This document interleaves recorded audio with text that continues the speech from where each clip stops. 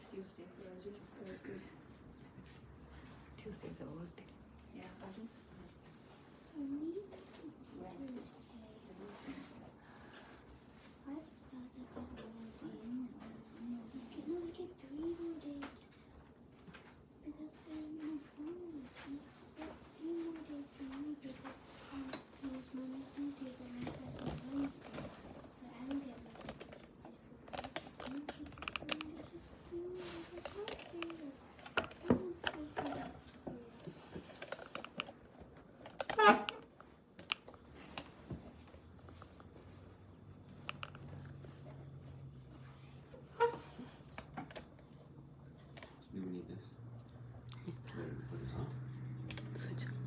No, for them.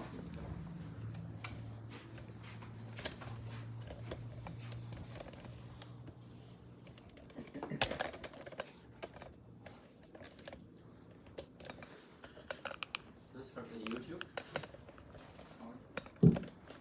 Good. Ready? Okay. Tonight our reading will be from the Gospel of the Holy Mother. This also a wonderful text. It's somewhat like Gospel of Sri Ramakrishna, but it's actually a collection of different disciples of Holy Mother who wrote down reminiscences of what happened in her company, the conversations, the doings, and all of that. And there's a large sections from two devotees. The first section is a large section by one Sarajubala Devi, and the next big section is by Swami Swami Arupananda, and after that there are a number of shorter sections also, and very inspiring.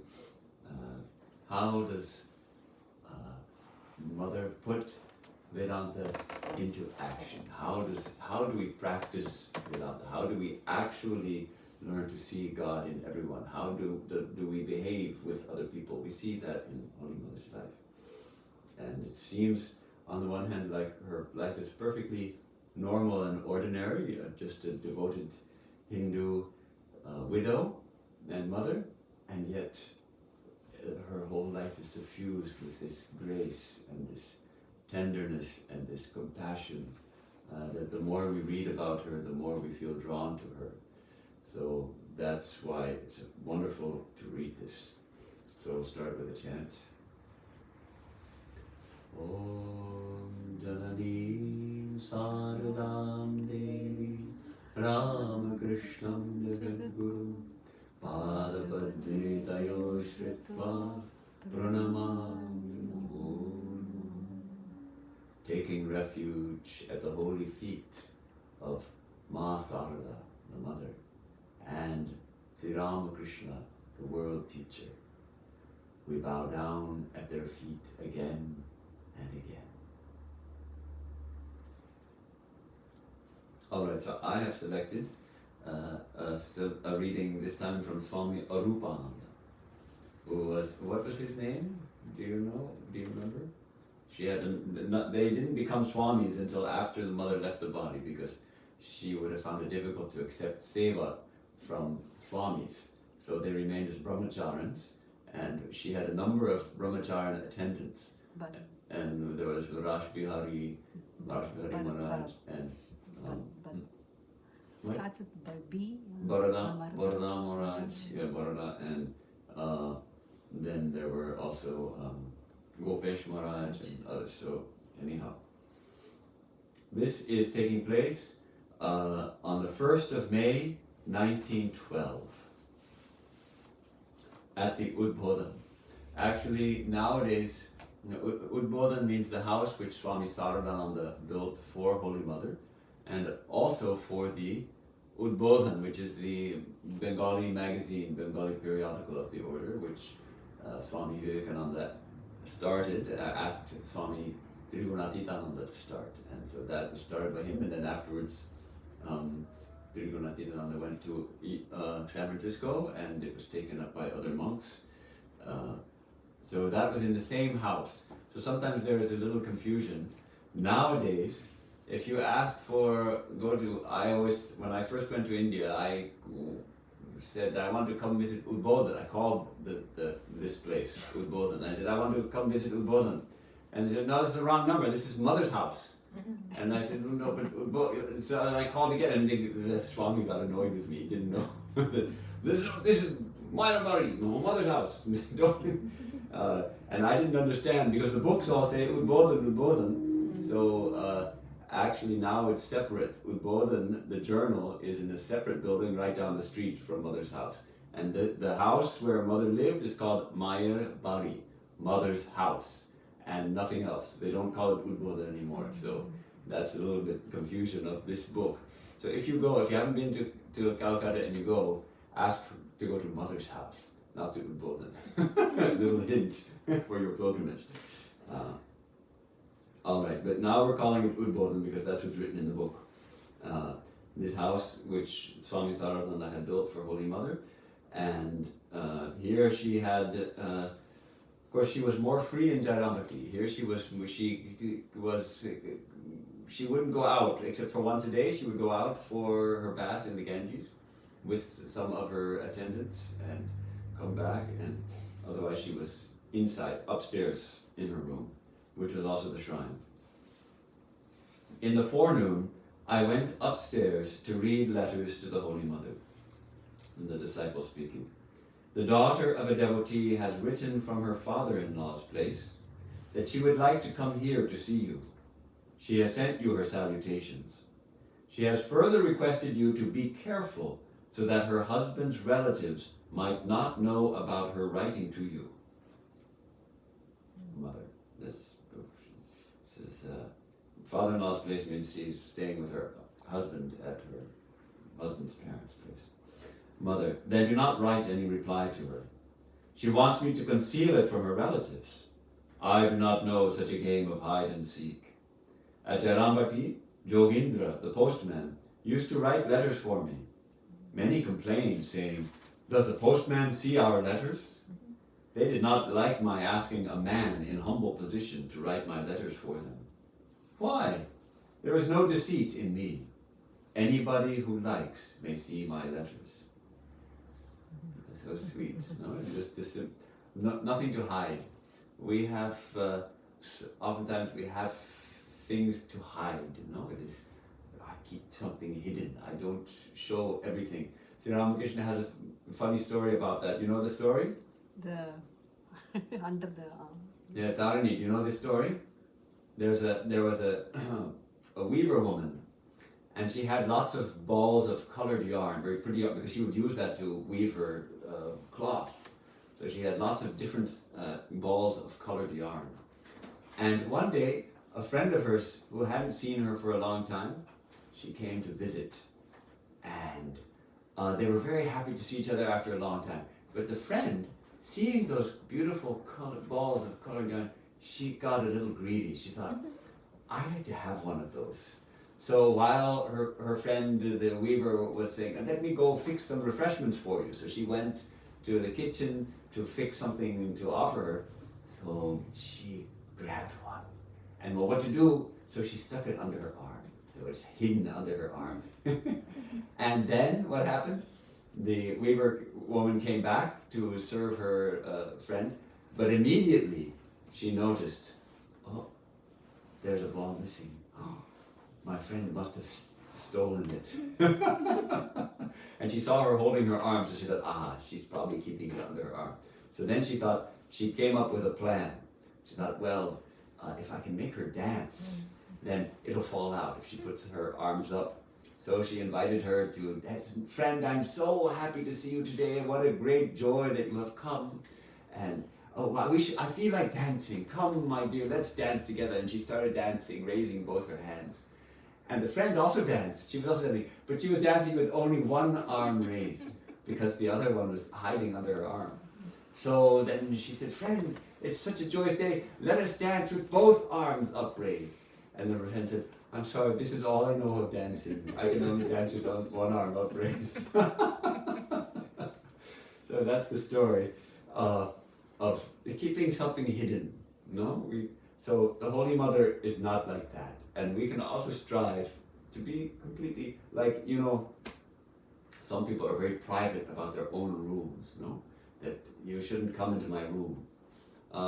It was a good lesson for me in India, because India is much less so than Westerners are like that. Like when M first visited Sri Ramakrishna, and he thought, we had better knock on the door before entering, and Sri Ramakrishna wasn't like that. You want to come in, you go in, you come in. There's no knocking on the door, nothing like that. And so in India also I found that's the tradition, that our seminary, called the Brahmacharya's Training Center, we were staying three to a room, mostly three to a room, and the doors are unlocked, and anybody can go into any room at any time. Oh, I want to go see my friend, my brother here, and just walk in.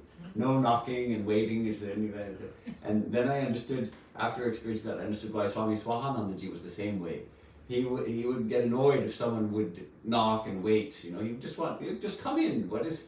And I also feel that's the same. That maybe I'm sitting at my desk doing something, and the knock comes on the door. I have to get up, walk to the door, open the door. Just come in. What's the difference? So that idea that what do I have to hide? Everything. Anyone can see what's in my room. I go, okay, come and see. You can come see. There's nothing. I'm hiding nothing. Okay, so she didn't even want anyone to. The people didn't want the postman to see her letters to them. What? The postman saw this letter? This for the Holy Mother? It's for the world to see. Nothing hidden. Another devotee, in another letter, inquired as to when the Holy Mother would return to Jarambati. I asked her, may I tell the devotee that you will return there in autumn, at the time of the Jagadhatri Puja? Mother, oh no. Can one be sure of it? As to where I shall be, that remains entirely in the hands of God. Today man is, and tomorrow he is not. Disciple, oh Mother, why should you talk like that? It is because you are alive that so many people are able to see you and get peace of mind. Mother, yes, that is true. Interesting. On the one hand, this of course is a very good practice to say, I will do something, Mother willing, I will do it. What is it? Phone. Huh? Phone. Yeah, we are looking. I could not even hear. Look here. There, Mother. So this idea of saying, God willing, I will do something. I'm planning to come to Raleigh, but Mother willing. Otherwise, everything is in Mother's hands. And that's a very nice practice of the Muslims, no? Inshallah. Inshallah, God willing, I will be there. Now there is also a different way of using that, of misusing that. Someone asks you, please come to my house tomorrow night. I'm having a little gathering. You please come, and you don't want to go. You say, okay, thank you. Yes, God willing, I'll be there. But you're not intending to go. And then the time comes and say, I guess God didn't will that I should go. That it shouldn't be used like that. It has to be used as, I'm fully intending to do this. It is my intention to come to your place, and I'm intending to go. But God willing, because ultimately everything is in the hands of God. Everything is in the hands of Divine Mother. So we can only we do that to help us place our whole lives in the hands of Divine Mother.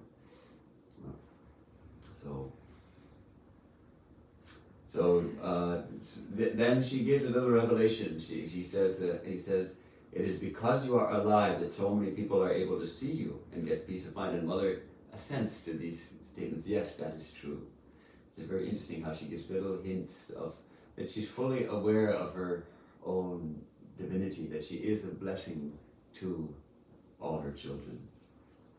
And then the disciples asks, please do remain for our sake. Then in a tender voice, choked with emotion, she said, alas, how fond they are of me. I am also very fond of them. Her eyes were moist with tears. The disciple was fanning her. She said to him in a most compassionate voice, my child, I bless you from my heart that you live long, attain devotion, and enjoy peace. Peace is the principal thing. One needs peace alone. What a beautiful statement. What a blessing he got from her. But she's always blessing us. She's blessing all of us.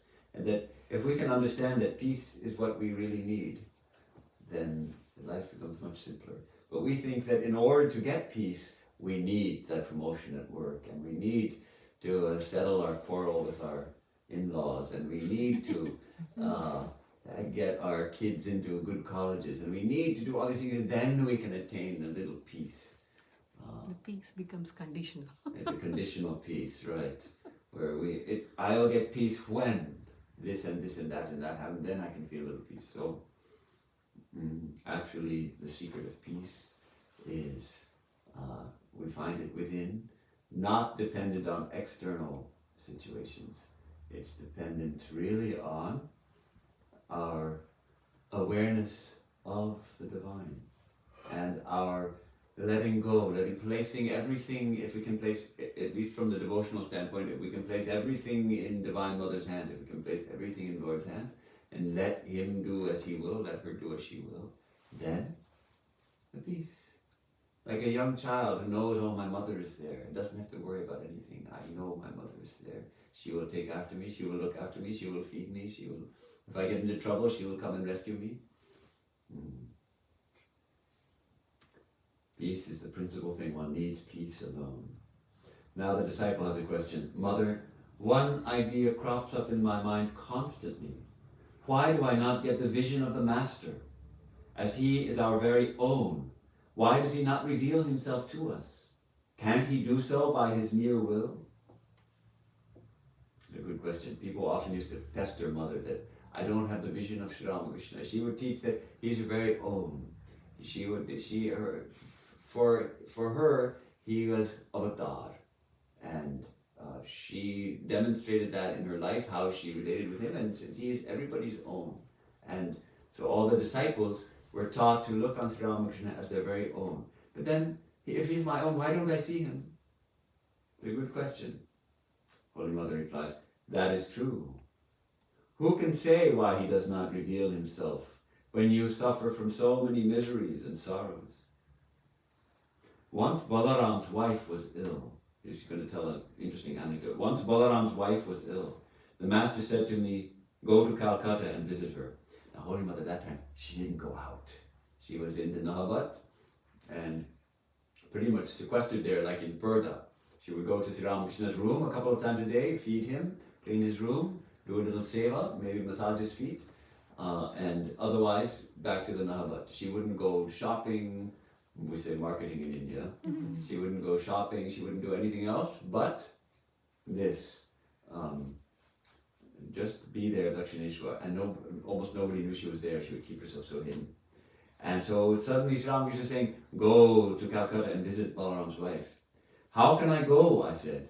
I don't see any carriage or other conveyance here. The Master replied in an excited voice, what? Balaram's family is in such trouble and you hesitate to go? You will walk to Calcutta. Go on foot. At last a palanquin was brought, and I set out from Dakshineshwar. Twice I visited her during her illness. On another occasion, I went on foot at night from Shampukur. Where indeed will man be if God does not protect him in his trouble? It's fascinating. The mother is saying here, she went to see Balaram's wife and then walking in a palanquin. From Dakshineshwar, it's quite a walk. From Shampukur, not so far. But then she's saying, where will we be? Where will human beings be if God does not protect them? And she's saying this right after saying that she herself was asked by Sri Ramakrishna to go and If you're sincere, then look after and visit Balaram's wife. So the disciple continues the conversation. I know sorrows and sufferings are inevitable so long as one lives in the physical body. I do not ask the Master to remove the sufferings, but can't He console us by revealing Himself to us in the midst of our troubles and sorrows? That's a very beautiful attitude that when we approach, and this used to be also, this is the teachings of many of our Swamis. Swami Swahananda used to say, when you pray to Sri Ramakrishna, just ask for spiritual things. For everything else, go to Mother. So if you're sick and if you're ailing and you want to feel better, go to mother. If you're broke and you don't know how to get out of debt, you go to mother. For Sri Ramakrishna, you just ask for his vision, you ask for devotion, pray for purity, pray for all these spiritual qualities, viveka, vairagya, etc. So Swami Arupananda also has this attitude. I do not ask the master to remove the sufferings. So he's ready to suffer, only can't he reveal himself to us in the midst of the troubles. And of course, that will bring us tremendous peace, and the sufferings will no longer be sufferings, and the troubles will no longer be troubles. When we know, when we experience God directly, of course, that is the case. So the mother replies, "You are right, my child. The only son of Ram," that is Balaram's grandson, the only son of Ram died the other day. Ram's wife and mother came to me for peace of mind. They were relieved of their grief to some extent. I used to speak to the master of such things, and he would say, "I have millions of them. I shall cut my goat at the tail or through the back, and then kill it. It is my sweet will." This is a very unusual statement. It's the only place in this that we hear of this kind of statement, but it's unique and it deserves some. We can meditate on this and try to understand what it means. It sounds to me like Sri Ramakrishna is here feeling, when he says this to Holy Mother, he's feeling fully identified with Mother Kali. And many people sacrifice goats to Mother Kali. So he said, Holy Mother is trying to intervene with Sri Ramakrishna, intercede with Sri Ramakrishna, that see these people are suffering. And then he says, I have millions of them. I shall cut my goat at the tail or through the back and then kill it. It is my sweet will. How do we make sense of this? And the disciple says, does he not see our suffering? Mother, but he has so many like you. He used to tell me, it is the ocean of consciousness and bliss. How many waves crop up and disappear. There is no end, no limit. So, he used to say that this universe is Mother's play. And twice in the Gospel of Sri Ramakrishna, there are these times when disciples say, well, it may be Mother's play, but it's death to us. Mother may be playing, but we're suffering here. What about us? And what would Sri Ramakrishna say? Well, how would he reply? Who is, yes, us. Yeah. Who are you? Yeah. Where are you? Yeah. It's all where. In one place, it actually says, "Where are you?" Mm-hmm. It's all Mother. Mother has become everything. Mother has become all this. So she's both the executioner and the block and the victim of the sacrifice. She has become everything. So when we can realize that, then that solves the problem. It is an ocean of consciousness and bliss. How many waves crop up and disappear? There is no end, no limit. So it sounds at first it sounds a little bit lacking in compassion. I shall kill my goat. I shall cut my goat at the tail or through the back and then kill it. This is my sweet will. Sounds lacking in compassion. But he's speaking from that very high state where he sees that everything is a manifestation of consciousness. And not everybody is ready to come out of suffering. Really, the only solution to the suffering of this world, little bit of solutions. Yes, we have modern medicine that removes quite a bit of the suffering, and yet we all have to face death. Everyone will die, and very often at the time of death, so there is some suffering at the end. Not for everybody. Some people are lucky, but most people suffer to at least some extent at the end. But with pain or immobility, you get stuck in bed for a week and then, or 2 weeks or a month, and then leave the body. We had very devoted lady in Hollywood who just left the body a couple of weeks ago. Her name was Adrija. She was 91, and she had been a Holocaust survivor. As a young girl, she had nearly been caught by the Nazis and sent to the camps and whatever, but managed to. She and her mother and brother and father escaped, and the rest of the family perished.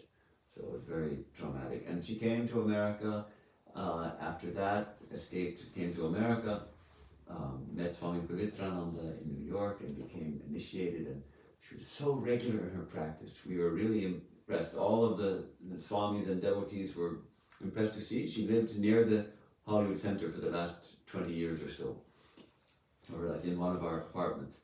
And every day she was in the shrine, in the temple, morning, noon, and night.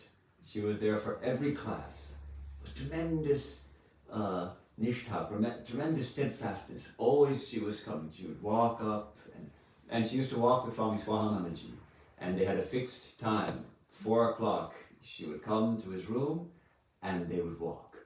And sometimes Swami Swahanandaji wouldn't feel like walking. He would say, I'm going to skip my walk today. But then Adrija would show up, and then he'd say, well, Adrija has come, I have to walk. So it would keep him walking too. So it was good for his health as well. And so at the end, she got, we all have to die of something. She got some congestive heart failure, which means generally a slow death, where gradually you lose vitality and then find it difficult to breathe. And so she had oxygen, and at the end she had stumbled and fallen and bruised her, injured her leg, and so she couldn't walk for a few days. So she lay in bed for a few days, and then she lost the power to walk because she'd been in bed. So the last 2-3 weeks she was in bed, and there was quite a bit of suffering. She was, on the one hand, she felt frustrated because she was stuck in bed. Though still cheerful, when I would go see her, she seemed cheerful, but stuck in bed and some pain and discomfort. And then you're stuck in bed and you have to do all your physical functions in bed. And when we come into this world, now we have diapers. And for people in the last days in bed, there's also diapers. So we go back to diapers. So just think, that's unpleasant. And yet, many people go through this. And then, of course, at the very end, I remember she was a little restless about the day before the end, and I chanted Sri Ramakrishna's name with her a little bit, and though she was kind of restless and almost seemed like she was delirious, but she chanted with me Sri Ramakrishna's name, so she was conscious. All her practice went with her, and at the end it came very peacefully at about 6 in the morning. But so, suffering is there. There will be suffering, quite possibly, at the end. So that's why it's great to see someone who was so regular. Even she had to suffer physically, but at the same time she had some of that joy still from all that practice that she did. So that's the importance of spiritual practice, because there will come a time when that's all we have. We'll have to give everything up, and we just have the holy name to hold on to. And if we've been sincere in our practice, that will bring us tremendous strength, tremendous grit, tremendous joy, and you can say real conviction as the end is coming, that we're just going to drop the old garment and enter into a freer life of the Spirit. So the disciple raises an interesting point. He says, a man in the street whose spiritual consciousness has not been awakened at all is quite happy. But those whose consciousness has been partially awakened and who want to realize God suffer a great deal if they do not see Him. They alone know how much they suffer. The Holy Mother says, ah, how true it is. Ordinary people are quite happy. They eat, drink, and make merry. The devotees alone know no end of suffering.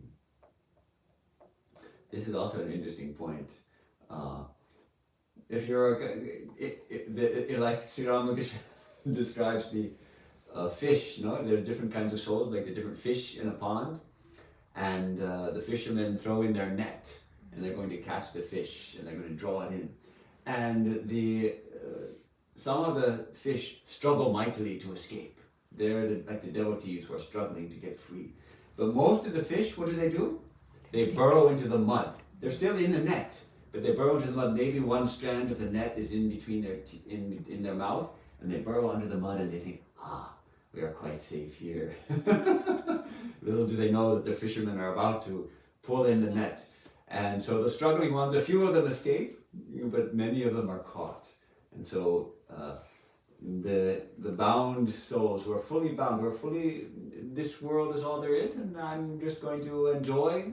Well, you get some enjoyment. If you work hard for that, for a while at least, you get enjoyment, and you can amass money and pleasure and all those things, and don't have those pangs that I'm missing something. And that's actually a tremendous blessing when that pang starts. When after attaining all the things of the world, when one has success in one's career and plenty of money in the bank and a nice family and a beautiful home and all those things, so every check, I got all the check marks, and then still I feel dissatisfied. That's actually a tremendous blessing, because that can be the door to opening the door to spiritual life. If one at that point has the midlife crisis, and then realizes there must be something more. Is this it? Is it just this? I still feel unsatisfied. Then the real seeking begins, and that's a tremendous blessing when that seeking happens. But at that time, then there is a kind of a suffering, because I feel like I know that God exists. I know that I'm told, and I have faith that my true nature is divine, yet I don't feel divine. I still feel like I'm this guy in this body, or this woman in this body. I'm stuck here, and I've got all these duties and all these things. How do I get free? So this suffering. And so Mother says, yes, that's true. Ordinary people are quite happy. They eat, drink, and make merry. The devotees alone know no end of suffering. And the disciple asks, don't you suffer at the suffering of the devotees? What do you think Mother says? we like to think that yes, because she has this tremendous compassion. So as it were, takes on, that's how she would often relieve the suffering of devotees. That someone would come to her as just lost a son, perhaps, and weeping and weeping. And Holy Mother starts weeping too. And by that, she somehow lifts that grief. Just as she said, Ram's wife and mother came to me for peace of mind. They were relieved of their grief to some extent. So in the Holy Mother's company, their grief, their suffering was relieved. But here, when Arupananda asked this question, don't you suffer at the suffering of the devotees? She says, why should I? He who has created the world looks after all. So she's in different states, different moods. In this mood, it seems she's speaking from a high place. This is the nature of the world. The devotees are suffering, but God is there looking after them. Disciple, don't you want to come back to earth, to this earth in a human form for the sake of the devotees? He's having this idea that, Mother is the universal mother, divine mother, and she comes again and again for the sake of her children. And Mother's having nothing of it right now. She says, such suffering in a human body, no more, no more. May I not be born again. At the time of his illness, the Master expressed the desire to eat amlaki. Durgacharan procured some, that means non-mahashaya. Durgacharan procured some after searching for them for 3 days without food and sleep. The Master asked him to take his meal, and himself took some rice in order to turn the food into prasad. I said to the Master, you are taking rice quite well. Why then should your meal consist only of farina pudding? Means shuji payas, they call it, the payasam made of wheat, cream of wheat. You should take rice rather than pudding. No, said he. I would rather take farina during these last days of my life. It was such unbearable suffering for him to eat even the farina. On some days, it would all spill out through his nose or throat. So she's remembering the suffering of Sri Ramakrishna at the end. See, that kind of suffering now, mostly medical science can alleviate that kind of intense pain. If they had this horrible cancer, and now at least there are some treatments for cancer. And there's painkillers, the kind of things they didn't have in those days.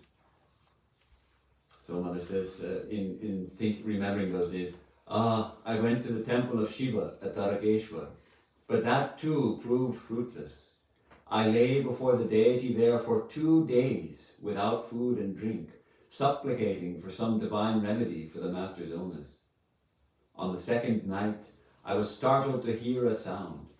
It was as if someone was breaking a pile of earthen pots with one blow. I woke up, and the idea flashed in my mind. Who is a husband in this world? And of whom? Who is related to whom here? For whom am I sacrificing my life? At a stroke, all earthly ties were cut asunder, and the mind filled with renunciation. I groped my way through the darkness and sprinkled my face with the holy water in the basin behind the temple. I also drank a little of it. The throat had dried up due to the 2 days' fast. Then I felt refreshed. Next day, I returned to Kashipur. As soon as the master saw me, he asked in good humor, "Well, did you get anything?" Nothing at all. I think he probably did by sign. So this is that sign. Oh, you do like this. Nothing at all. Waving the thumb. I had to learn that one too.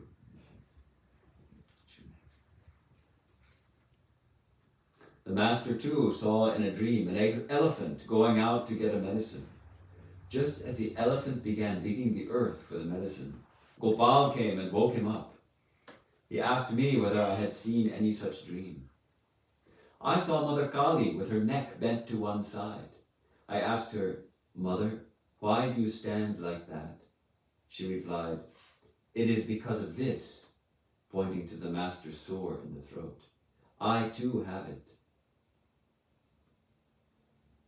Fascinating visions. The master told me, "I am being subjected to all the sufferings that there can be. None of you need have it again. I have taken upon myself the miseries of the whole world." The master's disease was due to taking upon himself the sins of Girish.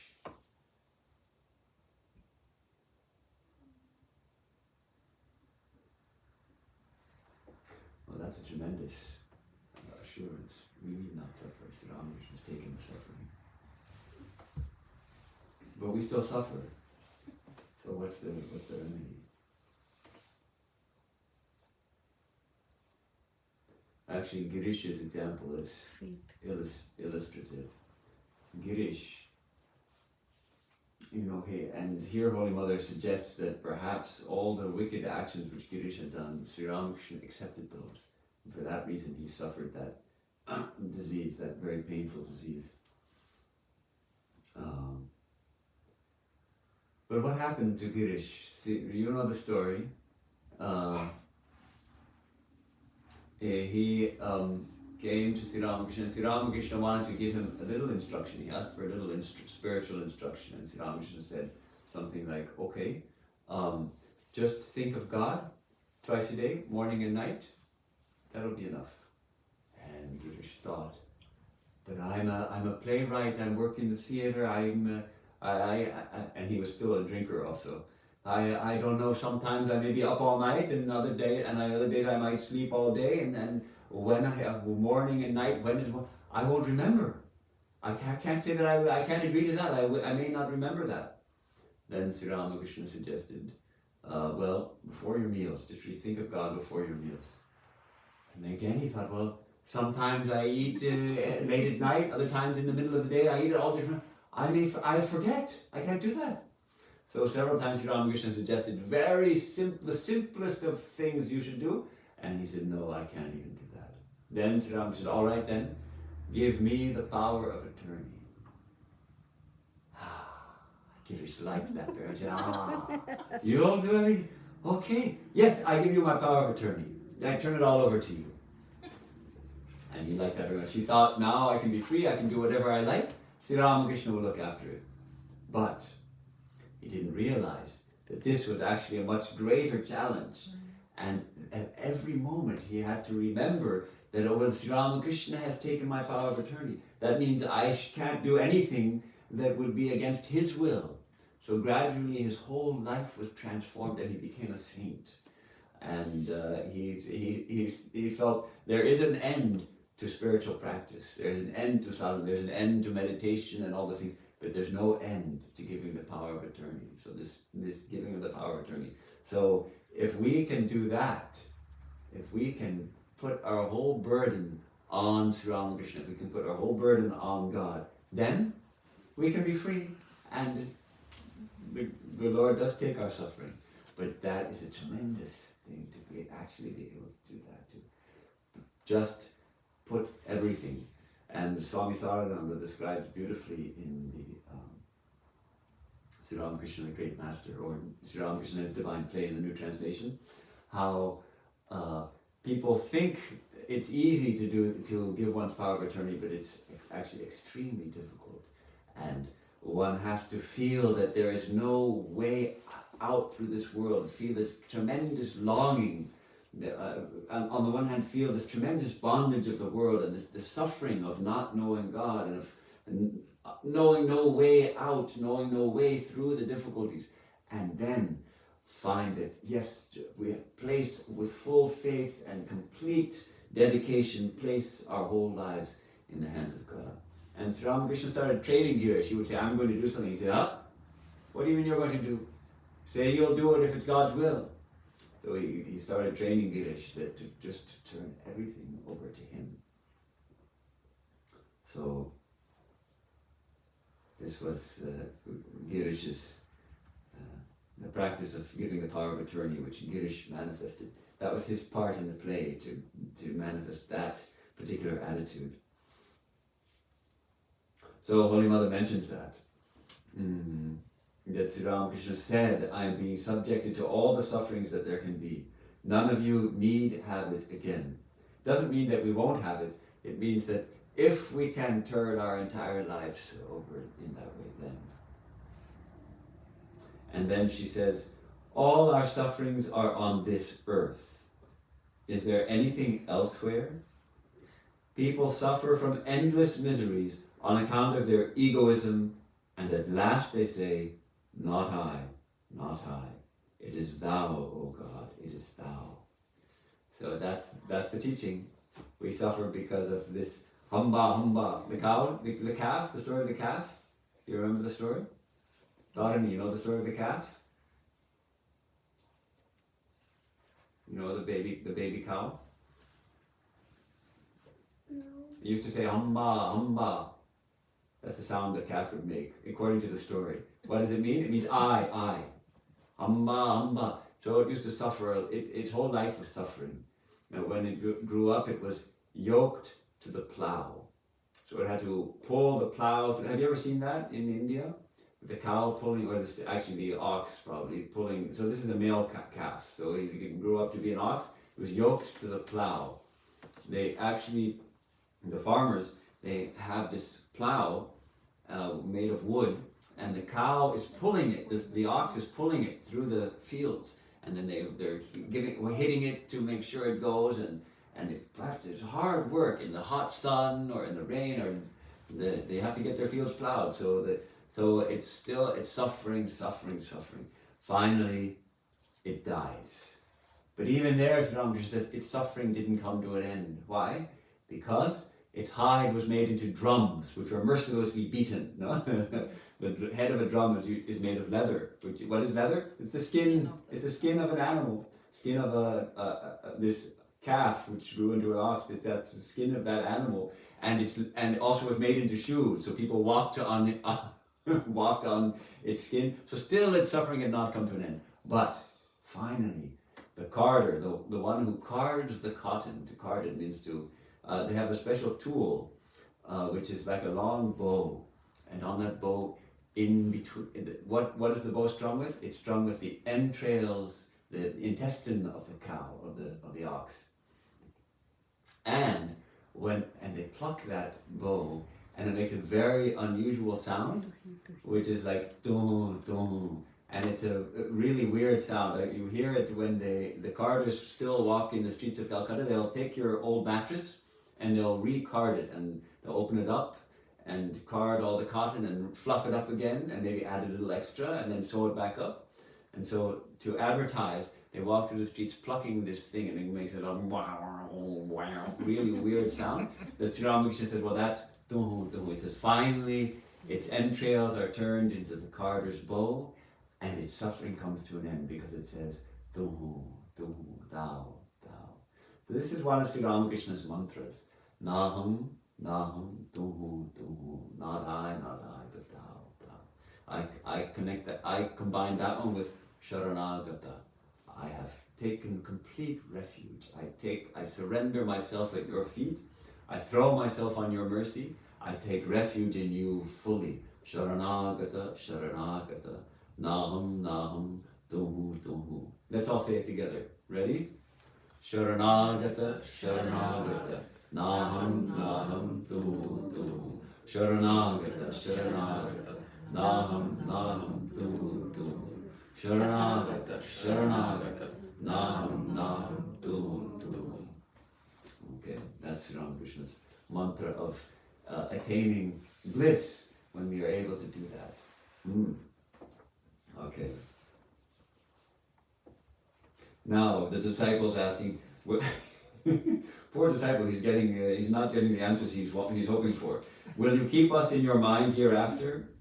Mother, perhaps not, when I enjoy divine bliss after my passing away. Maybe she's teasing, right? Because ordinarily she has a tremendous mother heart. Well, everyone is her own child. My child, time alone is the principal thing. Who knows what will happen in course of time? Disciple, true, mother. Everything no doubt happens under the dominance of time. But there is also a subduer of time. Kali is the subduer of time. Mother, yes, that is true. Disciple, please keep yourself well. Then everything will be all right. It was 8 o'clock. The mother asked, is it 8 o'clock? Perhaps it is. It is time for worship in the shrine room. Let me go now. So that was quite a conversation. In the forenoon, so was it already 8 p.m.? How is it 8 o'clock? Or did we have another? I thought this whole conversation. Forenoon means what? Forenoon. Early afternoon.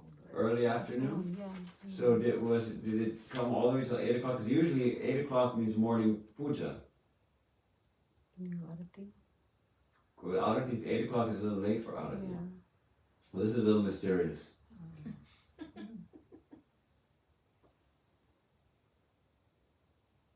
I guess it may be several things combined. Might forenoon mean The early part of the day, morning. Huh? Go ahead. Sorry. Either 4 past noon, 8 p.m. It says the early part of the day ending with noon. Okay, it's so the before morning. noon, it's in the Before morning. noon, yeah. So it just means the morning. Okay, so maybe he went early in the morning. Must be he went early in the morning. Forenoon, that's rather, why didn't he say in the morning? What a strange, of course it's translated from Bengali. Alright, so he went early in the morning with the letters. Alright, I went upstairs with her mail. This must be later then, after that.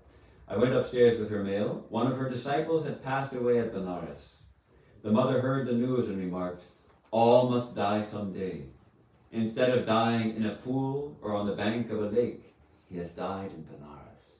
So happy to hear that, because the idea is that dying in Benares, leaving the body in Benares, one attains moksha, one attains liberation. There's like a special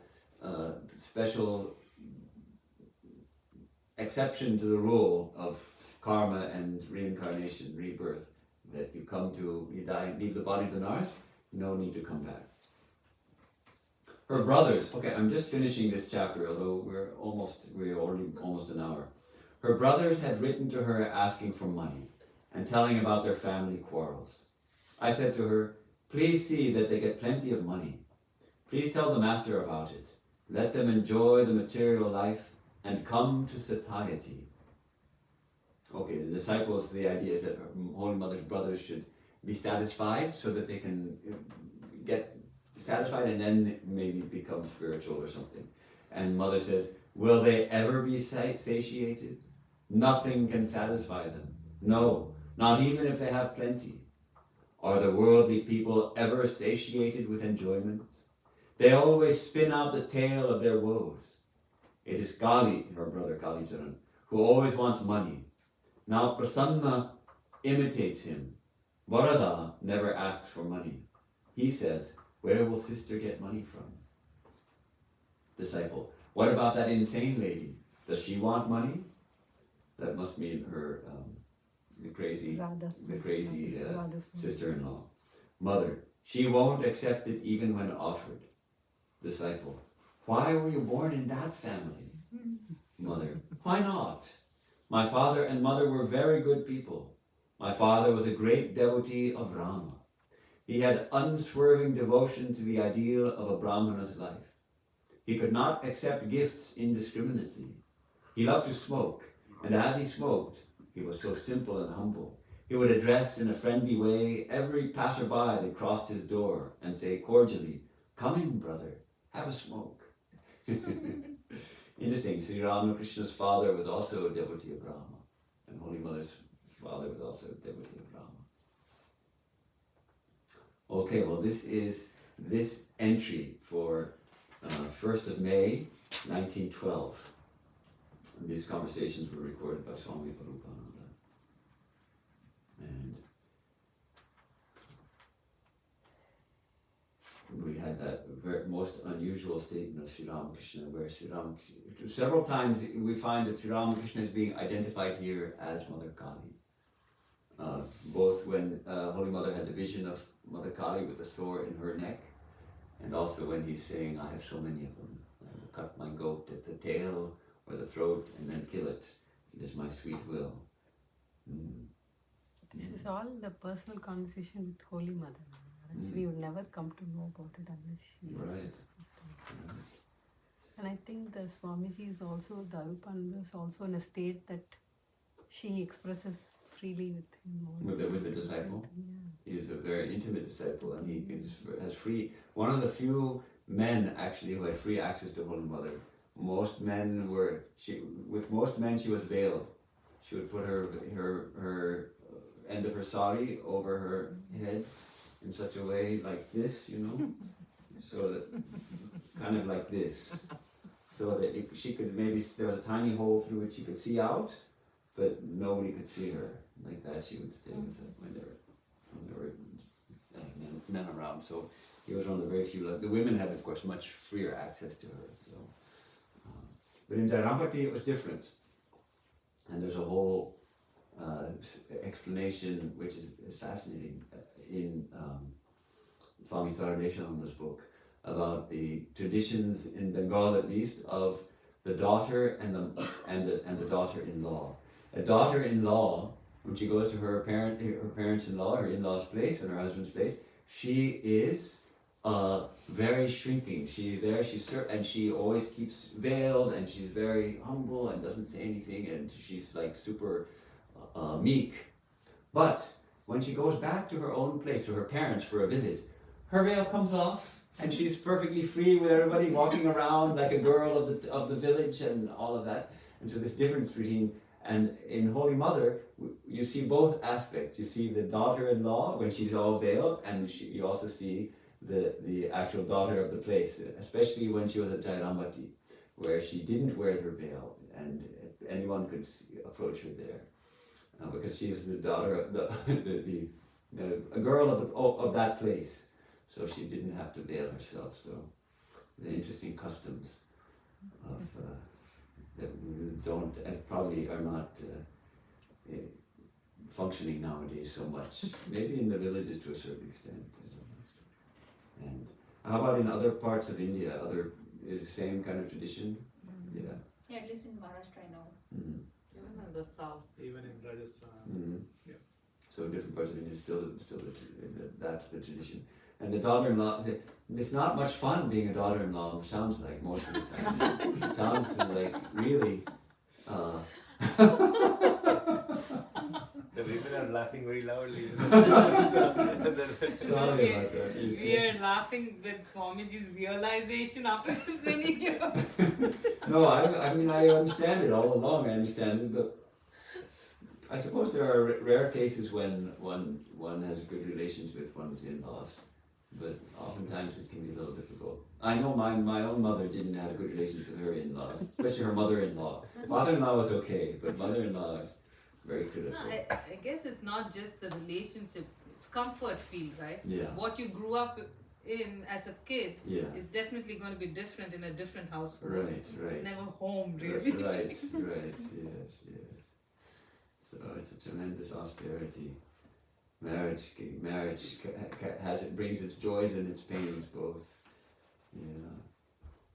So good. Well, thank you for giving me a chance to read this holy book and share some thoughts with you. Any last comments or questions?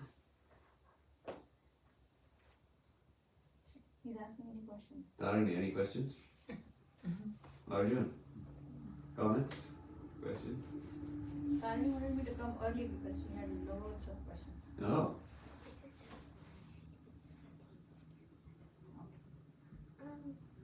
To be a devotee, do you have to have a guru?